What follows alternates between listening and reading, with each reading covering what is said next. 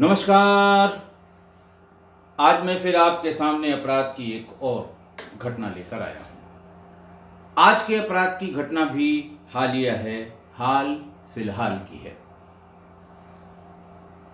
हुआ कुछ यूं कि हरियाणा प्रदेश के तिजारा जिले में 28 जून की रात 12 बजे थाना क्षेत्र शेखपुर अहीर से कोई 2 किलोमीटर दूर रामबास झोपड़ी कट से आगे एक शव के पड़े होने की सूचना मिली। वहां से गुजरने वाले किसी व्यक्ति ने बताया कि यहां पर एक आदमी जिसकी उम्र 30-32 साल होगी, उसका शव पड़ा हुआ है और काफी उसे गले से ब्लीडिंग हो रही है या खून उसका बह रहा है। थाने के हेड कांस्टेबल थे रमजान, वो वहीं कहीं आसपास थे। थाने से उनको बताया गया कि फौरन जाके देखो कि ये व्यक्ति वहां पड़ा हुआ है, अभी जिंदा है कि मर गया, पूरी बात पता करके वहां से बताओ ताकि यहां से गाड़ी रवाना की जाए और अगर जिंदा हो तो एम्बुलेंस भेजा जाए, उसे प्राथमिक चिकित्सा दिलाई जा सके। कांस्टेबल रमजान फौरन 5-7 मिनट में ही रामबास झोपड़ी के को जाने वाले कट से तिजारा की तरफ थोड़ा आगे बढ़े। तिजारा थाने से 2 किलोमीटर की दूरी पे ये जगह थी। थोड़ा आगे बढ़े तो उन्होंने देखा कि सड़क के किनारे हुई एक तारबंदी के पास एक व्यक्ति की लाश, एक व्यक्ति पड़ा हुआ है जिसके गर्दन से बिल्कुल ताजा ताजा खून निकल रहा है। रमजान ने अपनी तरफ से कोशिश की ये जानने की कि ये व्यक्ति जिंदा है कि इसकी मृत्यु हो गई है। शरीर को छूकर उसे ये एहसास हुआ कि शरीर अभी गर्म है। उसने फौरन इंस्पेक्टर को फ़ोन किया, एम्बुलेंस को फ़ोन किया। इंस्पेक्टर अपनी पूरी फोर्स लेकर मौके पर पहुंचे। एम्बुलेंस आई। एम्बुलेंस से जब उसे भेजा गया प्राथमिक स्वास्थ्य केंद्र पास के,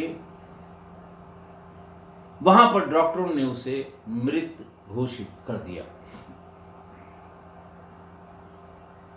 पुलिस को शव के पास स्कूटी की एक नंबर प्लेट पड़ी हुई मिली, शव से कोई 500 मीटर या 700 मीटर की दूरी पर, जिस पर काफी खून लगा हुआ था। घटना स्थल से करीब 30-40 फीट दूरी पर एक सफेद रंग का पतला तौलिया मिला जिसमें काफी खून लगा हुआ था। और फिर उस जगह से भी करीब 50 फीट दूर सड़क की तारबंदी के बाहर खेत में एक काले रंग का हेलमेट भी मिला। यानी पुलिस जब सीन ऑफ क्राइम को विजिट करके वहां देखने का प्रयास कर रही थी तो इतनी चीज़ें उसको, जैसे जैसे आगे बढ़ रही थी पुलिस, इतनी चीज़ें उसको मिली। फिर आगे उस हेलमेट पर भी खून लगा हुआ था। यानी हेलमेट मिला जिस पे खून लगा हुआ था, सफ़ेद रंग का एक अंगोछा मिला जिस पे काफ़ी खून लगा हुआ था, और स्कूटी की नंबर प्लेट लगी, उस पर भी खून लगा हुआ था। पुलिस इस प्रत्याशा में और आगे बढ़ी कि हो सकता है हमें कोई और एविडेंस आगे मिले, क्योंकि थोड़ी थोड़ी दूर पर ये चीज़ें मिल रही थीं। तभी सड़क पर सैनी कृषि फार्म हाउस के सामने एक स्कूटी बिना नंबर प्लेट की एक्टिवा थी, वो खड़ी हुई मिली। उस पर भी खून लगा हुआ था। पुलिस को ये समझने में देर नहीं लगी कि इन सारे जितने रास्ते में सामान मिले हैं, इन सब का संबंध उसी व्यक्ति से है जिसका शव मिला है। बहरहाल नंबर प्लेट को जब वहाँ से उठा कर ले गए स्कूटी के पास और उसे फिट करके देखा तो ये पता लगा ये नंबर प्लेट उसी स्कूटी की है। उसे खोल के घटनास्थल से थोड़ा दूर पर फेंक दिया गया। नंबर प्लेट की मदद से फौरन मृतक की पहचान इंद्रपाल 32 वर्ष पुत्र कृष्ण कुमार जाट, निवासी हंजीरी, सिरसा, हरियाणा, उसकी पहचान हुई कि वो सिरसा का रहने वाला है। सबसे पहले पुलिस इंद्रपाल के गांव, उसके घर बनबीरपुर खुशखेड़ा पहुंची, जहां वो रहता था। घर का पता लगा सिरसा का, फिर वहां से पता लगा कि यहाँ कहाँ रहता था, तिजारा में। तो उसको बताया गया कि वो खुशखेड़ा बनबीरपुर में रहा करता था। वहाँ आस पास पड़ोसियों और मृतक की पत्नी के बारे में पूछताछ की गई। लोगों ने बताया कि पति पत्नी रहते थे। इंद्रपाल के मोबाइल पर आने वाला अंतिम फोन किसी कुलदीप, उम्र 37 वर्ष, पुत्र महेंद्र, निवासी भाभलपुर, बल्लभगढ़, फरीदाबाद, ये भी हरियाणा का, उसका पता मिला। कुलदीप का पता भी, जिसकी लास्ट कॉल आई थी, उस कुलदीप का पता भी इंद्रपाल की उसी सोसाइटी का निकला, वही सोसाइटी जो खुशखेड़ा की थी। पुलिस ने उसके घर जाके पता किया कुलदीप का। मतलब आप देखें पुलिस की इन्वेस्टिगेशन कैसे कैसे आगे बढ़ी। पहले तो ये चीज़ें उसे मौके पे मिली, नंबर प्लेट से पहचान हुई कि फला आदमी का है। उनके यहाँ गए तो उन्होंने कहा कि नहीं साहब, वो वहीं तिजारा में खुशखेड़ा में रहता है। वहाँ पर पहुँचे तो लोगों ने बताया, अच्छा, वहाँ पर पहुँचे, आगे जानने की कोशिश की। इस बीच में मृतक के मोबाइल फ़ोन की CDR आ गई और मरने से थोड़ा पहले की एक कॉल कुलदीप के नाम की थी। कुलदीप उसी सोसाइटी में रहता था जिस सोसाइटी का मृतक इंद्रपाल था। पुलिस ने उसके घर जाकर पता किया कि आखिरकार कुलदीप से क्या बात हुई थी और कुलदीप से मृतक के कैसे संबंध थे। पड़ोसियों से पता लगा कि वारदात के दिन यानी 28 जून से कुलदीप, उसका एक साथी बालाकांत, 50 वर्ष की उम्र का, जो हैदराबाद का रहने वाला है, वो फरार थे। वहीं इंद्रपाल के घर से पता लगा कि इंद्रपाल की पत्नी शशि की उम्र भी 32-33 साल थी। वो पिछले 15 दिन से ही घर छोड़कर भाग गई थी। अब पत्नी का घर से छोड़कर भागना मृतक के, और मृतक की जिससे अंतिम बात हुई है, जिन दो लोगों से, उनका भी घर छोड़ के फरार हो जाना, ये सब इस बात का इंडिकेटर था कि इसके मरने में इन तीनों में से किसी न किसी का बड़ा क्लोज एसोसिएशन है। पुलिस ने उसके बाद एक टीम बनाकर तीनों को ढूंढने का प्रयत्न शुरू किया। कुलदीप भी उसी कॉलोनी में रहता था, बालाकांत भी उसी कॉलोनी में रहता था, उनके घर वाले वहीं रहते थे। पत्नी का पता नहीं वो कहाँ चली गई है। पुलिस ने पूरी कॉलोनी को खंगालना शुरू किया। धीरे धीरे 3-4 दिन में ये पता लगा कि एक महिला, जो संभवतः इंद्रपाल की पत्नी थी, उसको इन दोनों के साथ देखा गया है। और ये भी बताया गया कि वो यहीं से 2-3 किलोमीटर की दूर पर कहीं रहती है, क्योंकि तीनों को एक साथ पास की बाजार में भी देखा गया। जब मुखबिर से कह लें या कॉन्ट्रैक्ट से कह लें, इन्फॉर्मर से कह लें, इनसे बातचीत करने में पुलिस को ये जानकारी मिली, तो पुलिस ने 1-2 किलोमीटर या उस बाजार में आने वाले जितने आसपास के इलाके थे, वहाँ जब पता करना शुरू किया तो ये पता लगा कि खुशखेड़ा में ही एक किराए के मकान में मृतक की पत्नी शशि रहा करती थी। पुलिस ने जब वहाँ दबिश दी, वहाँ रेड की, तो वहाँ शशि के साथ साथ उसके दोनों प्रेमी कुलदीप और बालाकांत, ये दोनों ही मिल गए।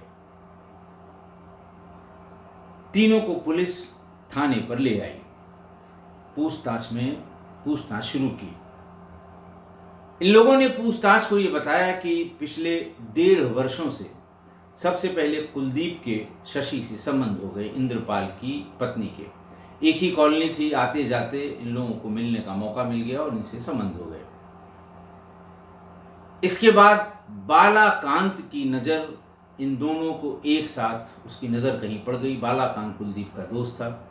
उसने कुलदीप से कहा कि मैं शोर करूँगा, पूरे कॉलोनी को बताऊँगा, शादीशुदा थे दोनों, कॉलोनी को बताऊँगा कि तुम इंद्रपाल की बीवी के साथ फलां जगह किसी के यहाँ दिखाई पड़े थे। उसने कहा नहीं नहीं, ऐसा मत करना, इससे बड़ी दिक्कत होगी, घर में भी दिक्कत होगी, बाहर वाले भी परेशान करेंगे। चलो तुमको भी मैं शशि से मिलवा देता हूं। कुलदीप बालाकांत को लेकर शशि के यहाँ गया और फिर धीरे धीरे जो भी उसने समझाया हो कुलदीप ने शशि को, दोनों के यानी बालाकांत के भी संबंध शशि से हो गए। अब उस घर में जब भी मृतक जो इंद्रपाल था वो घर से बाहर होता था, तो या तो दोनों एक साथ या दोनों अलग अलग, कोई न कोई उस घर में मौजूद रहता था। मैं आपको बहुत बार बता चुका हूं कि जिससे कोई मतलब नहीं है उसकी निगाहें इन सब चीज़ों में बहुत रहती हैं।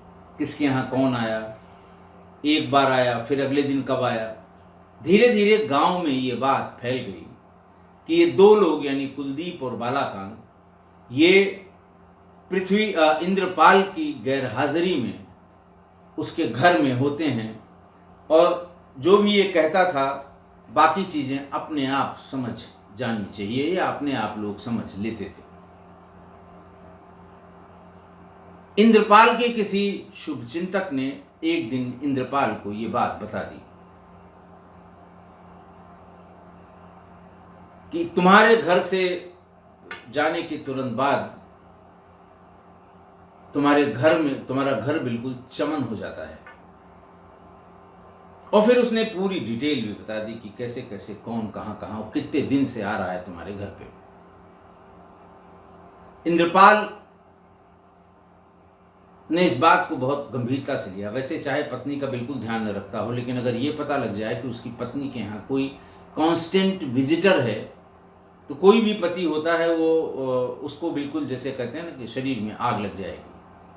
अचानक एक दिन 5-6 घंटे का काम बताकर इंद्रपाल घर से बाहर गया, गांव के बाहर वेट करता रहा और 2 घंटे बाद उसने घर का दरवाजा खटखटा दिया। काफी देर के बाद घर का दरवाजा खुला, लेकिन घर में पत्नी के सिवा ये दोनों मिल गए, पत्नी के अलावा ये दोनों मिल गए। आपस में बड़ी गाली गलौज हुई, मारपीट हुई और फिर कुलदीप और बालाकांत वहां से भाग गए। इंद्रपाल ने अपनी पत्नी शशि पर बहुत नाराजगी व्यक्त की और ये भी कहा कि आइंदा से ये कभी घर में आ गए तो मुझे पता जरूर लग जाएगा, ये तुम्हारी सेहत के लिए ठीक नहीं होगा। रंगे हाथों पकड़े जाने के बाद उसके पास जवाब देने के लिए कुछ नहीं था, सिवाय इसके कि वो जाते ही उसके टेलीफोन पर सूचना देते उन दोनों के कि ऐसे ऐसे तुम्हारे जाने के बाद उसने कहा है अब मिलना मुश्किल है। फिर इंद्रपाल ने हर दिन बिना किसी काम के भी कभी 1 घंटे में, कभी 2 घंटे में, कभी 4 घंटे में घर आना शुरू किया। जब भी वो घर आता था तो पत्नी उसकी शशि ये कहती थी कि आखिरकार क्या बात है, आज 2 बार आ चुके हो और मैं समझ रही हूं तुम क्यों आए हो। और ये बात जब शुरू होती थी तो दोनों में खूब झगड़ा होता था। फिर एक दिन शशि कुलदीप के घर चली गई। जब ये पता लगा कि कुलदीप के घर वाले नहीं हैं तो घर चली गई। वहीं बालाकांत को भी बुलवा लिया और ये कहा कि ये सोचना पड़ेगा कि हम तीनों के संबंधों में कह लें या हम तीनों के आने जाने में ये आदमी अब बुरी तरह से पीछे पड़ गया है, बहुत बड़ी बाधा बन गया है। जब तक ये जिंदा है हम लोगों का मिलना जुलना लगभग नामुमकिन सा हो जाएगा।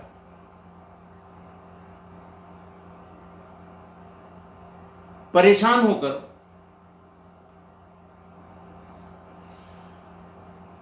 इन तीनों ने एक प्लान बनाया। प्लान यूं बनाया कि 15 दिन पहले खुशखेड़ा में ही एक रूम का सेट देखकर शशि को कहा कि तुम चुपचाप घर से सामान लेकर निकलो और इस रूम में रहो, मोबाइल फ़ोन अपना बंद कर दो, हम तुम्हें एक और मोबाइल फ़ोन दे देते हैं जिससे सिर्फ हम दोनों के संपर्क में रहोगी। एक कमरा दिला दिया और फिर दोनों ही लोग दिन भर उसी कमरे में बने रहते थे, रात में अपने अपने घर चले जाते थे। 2-3 दिन बाद पत्नी के गायब होने की या चले जाने की बात से इंद्रपाल व्यथित हुआ। पहले तो उसे ये लगा कि शायद वो अपने मायके भाग गई। मायके में पता किया तो मायके वो गई नहीं थी। फिर उसको शक हुआ कि ये इन्हीं दोनों के साथ कहीं चली गई होगी। कॉलोनी की बात थी, इंद्रपाल उन दोनों के यहाँ पहुँच गया कि शशि कहीं चली गई है, तुम लोगों को कुछ आइडिया है? उन्होंने कहा मेरा घर देख लो आके। हम लोगों से क्या, बल्कि हम लोग खुद ही परेशान हैं कि 4-5 दिन से उसका मोबाइल बंद है। इसके बाद बालकांत और कुलदीप ने कहा कि नहीं, हम भी तुम्हारे साथ उसको ढूंढेंगे और कहाँ कहाँ हो सकती है बताओ। और हर उस जगह पे जहाँ पर इंद्रपाल ने बताया, ये दोनों भी साथ गए। फिर एक दिन बालकांत और कुलदीप ने इंद्रपाल को बताया कि तिजारा में एक बाबा रहते हैं और वो कुछ थोड़ा बहुत तंत्र मंत्र करके ये बता देंगे कि तुम्हारी पत्नी कहाँ पर है। तो अगर तुम चाहो तो हम लोग उन्हीं के यहाँ चलते हैं और उनसे ये पता कर लेंगे वो कहाँ है, और फिर वहीं जाकर उसे हम लोग बरामद करा देंगे। इंद्रपाल चूंकि 3-4 दिन से उसके साथ घूम रहा था, उन दोनों के साथ वो उन्हीं के झांसे में आ गया और 28 जून को इंद्रपाल उनके साथ बाबा के पास जाने को तैयार हो गया। देर शाम इंद्रपाल अपनी स्कूटी पर ही, अच्छा उन्होंने ये बताया कि भाई दिन में वहाँ जाने पे लोग ये समझ जाएंगे तुम किसी न किसी परेशानी में आए हो, और ज़्यादातर लोग अपने बच्चों के खोने, पत्नी के खोने या किसी के भाग जाने के संबंध में इस बाबा से संपर्क करते हैं। इसलिए रात में चलोगे तो इत्मीनान से बात होगी, दिन में किसी न किसी की नज़र पड़ेगी तो वो कमेंट पास करेगा। इंद्रपाल को लगा कि हाँ ये बात ठीक है। शाम होने के बाद इंद्रपाल अपनी स्कूटी पर ही दोनों को लेकर तिजारा के लिए रवाना हुआ। रामबास झोपड़ी कट के पास सुनसान देखकर कुलदीप और बालाकांत ने स्कूटी को रुकवाया और इंद्रपाल के गले में चाकू से इतने वार किए कि वो वहीं पर गिर गया। और जब इन लोगों ने इंश्योर कर लिया कि अब ये मर चुका है तो ये मौके से फरार हो गए। पुलिस ने तीनों को गिरफ्तार करके कल ही जेल भेज दिया है। आज की घटना,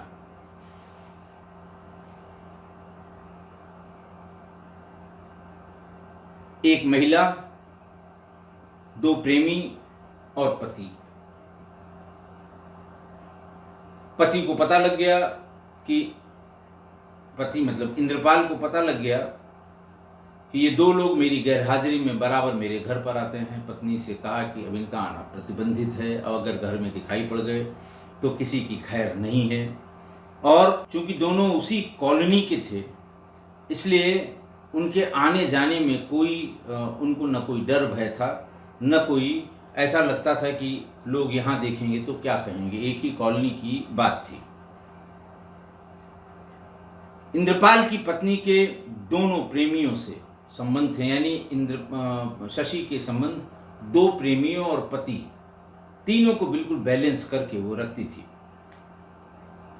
जब ये प्रतिबंध लगा तो पत्नी एकदम बिलबिला गई। अपने दोनों प्रेमियों से ये बात बताई और सब ने मिलकर प्लान किया कि तुमको हम लोग एक कमरा दिला देंगे और तुम उस कमरे में रहना ताकि हमारे मिलने में कोई रुकावट न हो। उसके बाद फिर ये निकलेगा ढूंढने के लिए, ये जगह जगह जाएगा, पुलिस में जाएगा, पुलिस के साथ भी घूमेगा और जब भी हम इसे अकेले पा जाएंगे मार डालेंगे। बात एकदम तय हो गई। जब इंद्रपाल को डाउट हुआ तो इन दोनों के घर पे पहुंचा। उन्होंने कहा कि साहब मेरा घर ढूंढ लो, मुझसे क्या मतलब है, और फलाना है ठिकाना है, हम खुद ही परेशान हैं, इसका फ़ोन मिल नहीं रहा है, स्विच ऑफ आ रहा है। और फिर इन्हीं लोगों ने ऑप्शन बताया कि तिजारा में एक बाबा रहते हैं और वो बाबा बिल्कुल सटीक बता देते हैं, और वो चलने के लिए दिन में बात की कि शाम को आना, हम लोग चलेंगे, हम अपनी स्कूटी से तुम लोगों को ले चलेंगे। दोनों बहुत खुश हुए कि उनका प्लान बिल्कुल परफेक्ट दिशा में चल रहा था। शशि को एक कमरे में कर लिया ताकि मिलने जुलने में कोई दिक्कत ना हो, और फिर कि अकेले कहीं जाएगा तो इसका काम तमाम करेंगे। बाबा के यहाँ जाने को वो तैयार हो गया। रास्ते में सुनसान देखा, चाकुओं से उसके गर्दन पे वार करके उसे मार दिया। फिर दिमाग लगाया कि अरे अगर ये कहीं स्कूटी का नंबर पता लग गया तो पुलिस इस नंबर की चेकिंग करेगी, तो फौरन नंबर प्लेट को उखाड़ कर वहीं पास में खेत में डाल दिया। आगे जाने पर उसे ये पता लगा, जब ध्यान दिया कि अरे हमारे अंगोछे में ब्लड बहुत लगा हुआ है चाकू मारते समय, अंगोछे को भी निकाल कर फेंक दिया। फिर आगे जाकर देखा कि अरे इसकी हेलमेट तो इसी स्कूटी में खूंटी पर टंगी है सीट के नीचे, उसको भी निकाल कर फेंक दिया। जब वो आगे बढ़ रहे थे, इसी बीच में वो जो हेड कांस्टेबल था जिसको जाने वाले किसी व्यक्ति ने सूचना दी थी, उसकी मोटरसाइकिल सामने से आती हुई दिखाई पड़ी। फौरन इन लोगों ने गाड़ी किनारे की, स्कूटी, और उसे वहां खड़ी करके चुपचाप वहां से खिसक गए। उनको ये लगा कि पुलिस को पता लग गया कि इसकी मृत्यु हुई है और पुलिस ने हमको ढूंढना शुरू कर दिया है। और पुलिस ने इन सारी चीज़ों को जो वो एक एक करके फेंकते गए कि हम पकड़े न जाएं, उनको इकट्ठा कर लिया और उससे उनको सारी एविडेंस, मतलब जो चीज़ मिली उसकी एविडेंशियरी वैल्यू बहुत ज़्यादा थी। तब तक सीडीआर आ गई। सीडीआर में लास्ट कॉल किसकी थी? लास्ट कॉल कुलदीप की थी। कुलदीप भी उसी कॉलोनी में रहता था। कुलदीप के यहाँ पता लगा कि वो लोग वारदात वाले दिन से ही गायब हैं। फिर उसके घर पे पता लगा कि इसकी बीवी तो 15 दिन पहले ही चली गई थी। फिर लोगों ने बताया कि वारदात के दिन से वो अकेला गायब नहीं है, उसके साथ बालकांत, उसका दोस्त जो हैदराबाद का था, वो भी गायब है। पुलिस ने सारी कड़ियां जोड़ ली और अब पुलिस को कोई शक नहीं था कि पत्नी के कहने पे इन दो लोगों ने उसके पति की हत्या कर दी। मारने के बाद और वो स्कूटी वहां पर छोड़ने के बाद ये सीधे उसी कमरे में जहां शशि को रखा था इन्होंने किराए पर, वहीं पहुंच गए और मिठाई लेकर गए कि तुम्हारा काम हमने कर दिया, अब तुम अपने मकान पे आराम से जा सकती हो, पुलिस हम तक नहीं पहुंच पाएगी। लेकिन पुलिस 2-4-6 दिन इधर उधर होने के बाद 10 दिन पुलिस उन तक पहुंच गई। जब महिला ऐसी हो, वो भी घर में, जो पति और दो प्रेमियों को एक साथ साधे हुए थी और पति को जरा सा भी भनक नहीं लगी, और जब उसको भनक लग जाए और ये पता लगे कि दुश्मन तो घर ही में है, उसी समय उसे सावधान हो जाना चाहिए था जब उसने 2 लोगों को अपने घर में रंगे हाथों पकड़ा था। दूरी बना लेनी चाहिए थी। इसलिए कहते हैं कि इस तरह से कभी माफ नहीं करना चाहिए, खासकर अगर कोई घर में ही आपकी नजरों से ओझल होकर कोई ऐसा काम कर रहा हो जो आपके लिए आपत्तिजनक हो।